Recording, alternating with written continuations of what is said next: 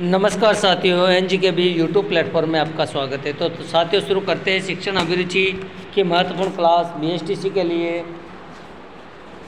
आपके लिए लेके आया हूँ 20 अति महत्वपूर्ण प्रश्न। तो प्रिय छात्रों, शुरू करते हैं आज की ये क्लास। और आपके रहे आज सामने ये क्वेश्चन किस प्रकार हैं, अति महत्वपूर्ण क्वेश्चन है ये रहे। ठीक है, स्क्रीन पे आपके लिए ये क्वेश्चन है, मोस्ट इम्पोर्टेंट क्वेश्चन है।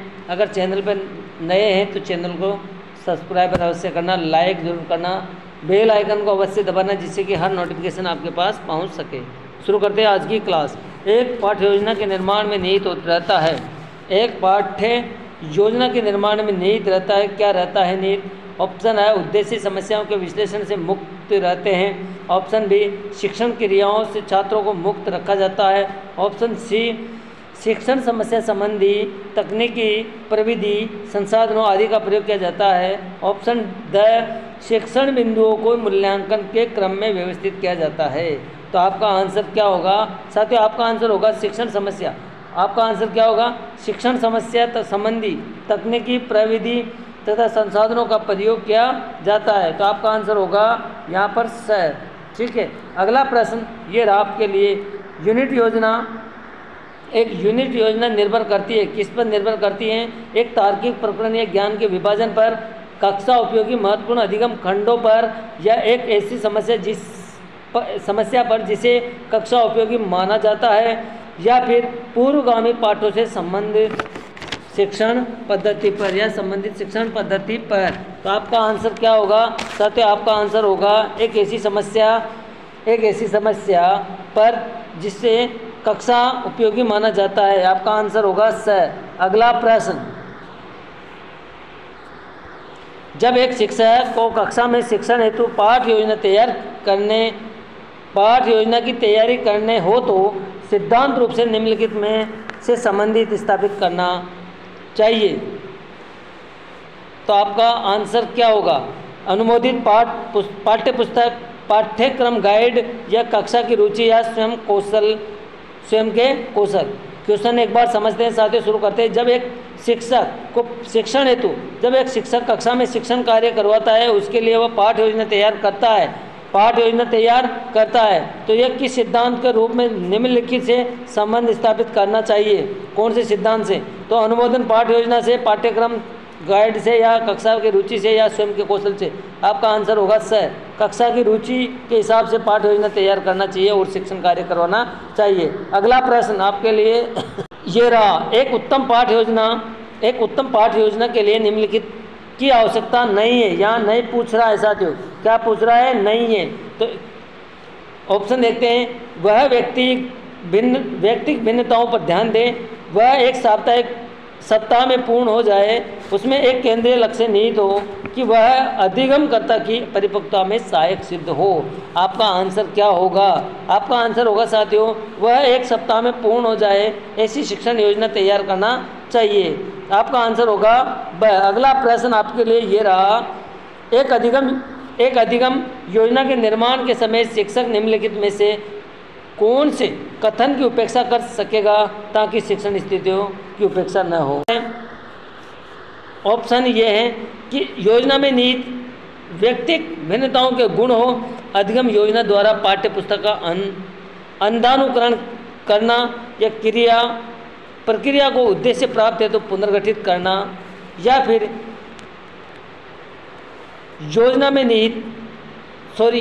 योजना द्वारा शिक्षकों छात्रों दोनों को पाठ्य का सूक्ष्म विवेचन के अवसर प्रदान करना। तो आपका आंसर साथियों यहाँ पर ब होगा।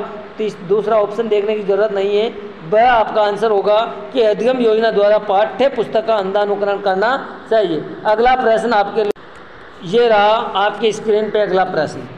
आधुनिक समय में सर्वश्रेष्ठ योजना निर्माण की दृष्टि से निम्नलिखित में से कौन सा बिंदु सर्वाधिक हानिप्रद है? कौन सा बिंदु हानिप्रद है? तो आपका आंसर क्या होगा? छात्रों कक्षा में शिक्षक द्वारा अपने सक्रिय निर्माणात्मक भूमिका की उपेक्षा करना। ऑप्शन बी विषय वस्तु व संबंधित क्रियाओं के बारे में पूर्ण निर्णय लेना। ऑप्शन सी शैक्षिक उद्देश्यों को संपूर्ण कक्षा हित में पुनर्गठित करना। ऑप्शन द छात्रों को यह निर्णय लेने के लिए मुक्त कर देना कि वह कौन सी पाठ्य इकाई पढ़ने में रुचि रखते हैं। आपका आंसर क्या होगा? तो साथियों आपका आंसर होगा कक्षा में शिक्षक द्वारा अपने सक्रिय निर्माणात्मक भूमिका की उपेक्षा करना। आपका आंसर होगा अगला प्रश्न आपके लिए ये रहा स्क्रीन पे। यूनिट निर्माण का महत्वपूर्ण बिंदु है। यूनिट निर्माण का महत्वपूर्ण बिंदु कौन सा है? एक निश्चित क्रम या निश्चित समय अवधि का निर्माण या निर्णय लेकर उसकी कठोर पालना करना। तो एक निश्चित समय अवधि का निर्णय लेकर उसके कठोर पालना करना या छात्रों के समक्ष समस्या को प्रश्नों के रूप में प्रस्तुत करना या पाठ्य पुस्तकों से पूर्ण रूपेण शिक्षण सामग्री का संकलन करना या छात्रों के लिए कुछ क्रियात्मक सुझाव देना। आपका आंसर क्या होगा? आपका आंसर होगा साथियों, आपका आंसर होगा सभी क्रियाओं को शिक्षण उद्देश्य। इसमें नहीं है ऑप्शन आपका ऑप्शन नहीं है, तो यहाँ पर मैं बोल रहा हूँ आंसर सभी क्रियाओं को शिक्षण उद्देश्य से संबंधित करना। यानी कि यूनिट निर्माण का महत्वपूर्ण बिंदु होता है कि सभी क्रियाओं को शिक्षण उद्देश्य से संबंधित करके यूनिट तैयार की जाती है। ठीक है, अगला प्रश्न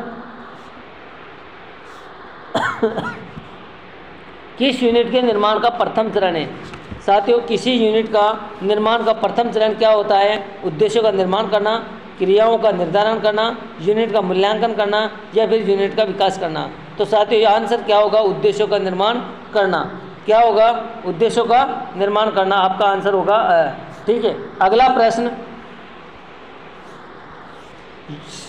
शिक्षण यूनिट को अधिकाधिक छात्रोपयोगी बनाने के लिए यह एक अवांछनीय व्यवहार है।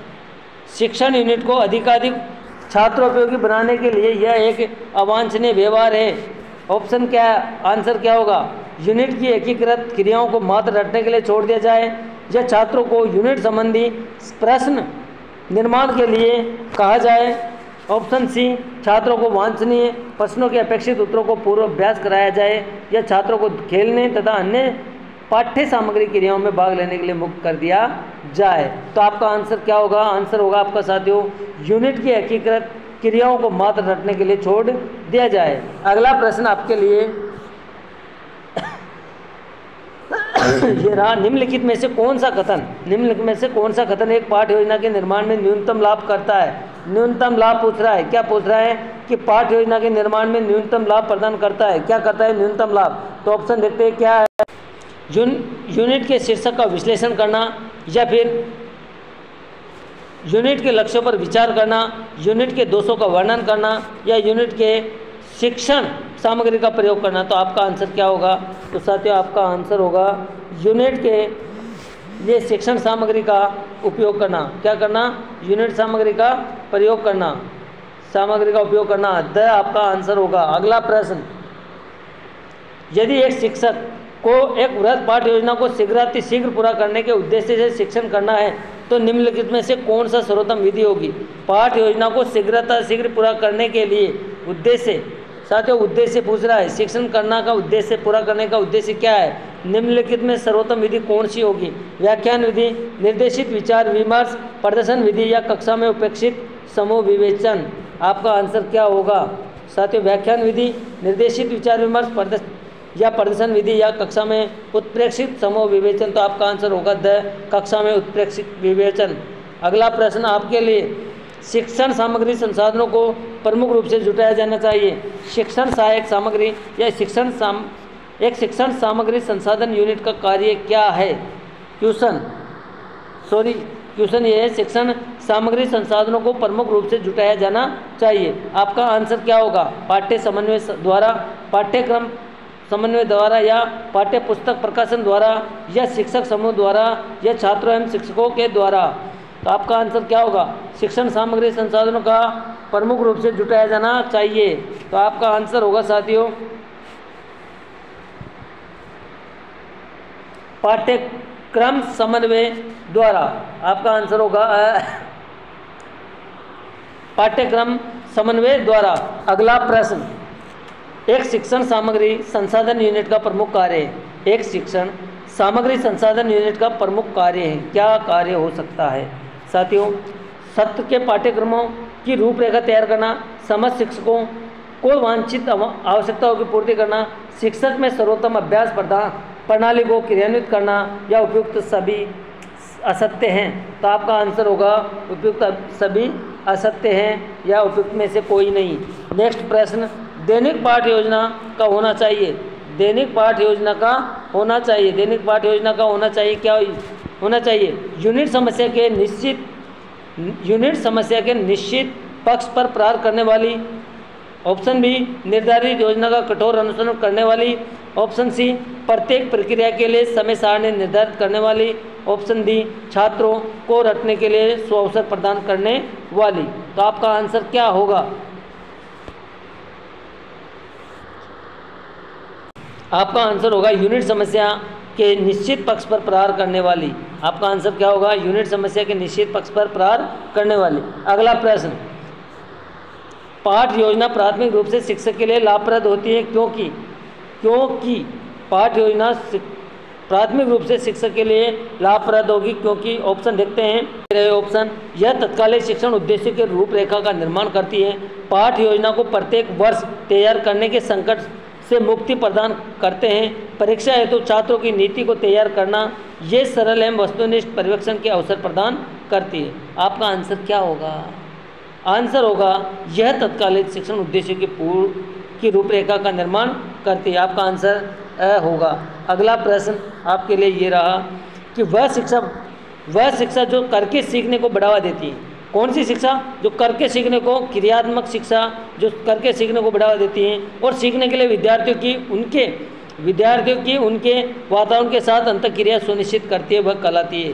क्या कहलाती है साथियों? ऑप्शन देखना, विशिष्ट शिक्षा, प्रगतिशील शिक्षा, एकीकृत शिक्षा या समावेशी शिक्षा। आपका आंसर क्या होगा? आपका आंसर क्या होगा? आपका आंसर होगा प्रगतिशील शिक्षा। कौन सी शिक्षा? प्रगतिशील शिक्षा। एक बार क्वेश्चन समझते हैं। वह शिक्षा जो करके सीखने को बढ़ावा देती है और सीखने के लिए विद्यार्थियों की उनके वातावरण के साथ अंतःक्रिया सुनिश्चित करती है, वह कहलाती है प्रगतिशील शिक्षा। अगला प्रश्न आपके लिए ये रहा, जब एक बच्चे द्वारा सीखा जाने वाला पाठ लंबा और कठिन हो तथा उसे समझ की अधिक हो या ज़रूरत भी अधिक हो, तो सीखने की कौन सी विधि उपयुक्त होगी? सीखने की कौन सी विधि अधिक उपयुक्त होगी? विराम विधि, पूर्ण विधि, अप्रत्यक्ष से अप्रत्यक्ष की या ज्ञात से अज्ञात की? आंसर क्या होगा? आंसर साथियों होगा, क्या होगा आंसर? विराम विधि। क्या होगा? विराम विधि। ठीक है। अगला प्रश्न आपके लिए ये, अधिगम नियोग्य बच्चों के लिए कौन सा शिक्षण सूत्र लाभप्रद नहीं होगा? यहाँ पर पूछ रहा है नहीं होगा।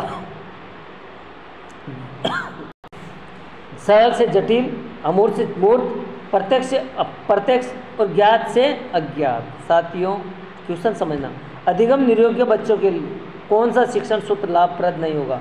लाभप्रद नहीं होगा। नियोग्य बच्चे यानी विकलांग बच्चों, उसके लिए क्या है? अमूर्त से मूर्त, सरल से जटिल, अप्रत्यक्ष से प्रत्यक्ष या प्रत्यक्ष से अप्रत्यक्ष और ज्ञात से अज्ञात।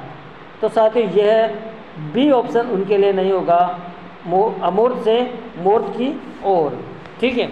अगला प्रश्न, निम्नलिखित में से कौन सा कारक शिक्षण अधिगम प्रक्रिया को प्रभावित नहीं करता है?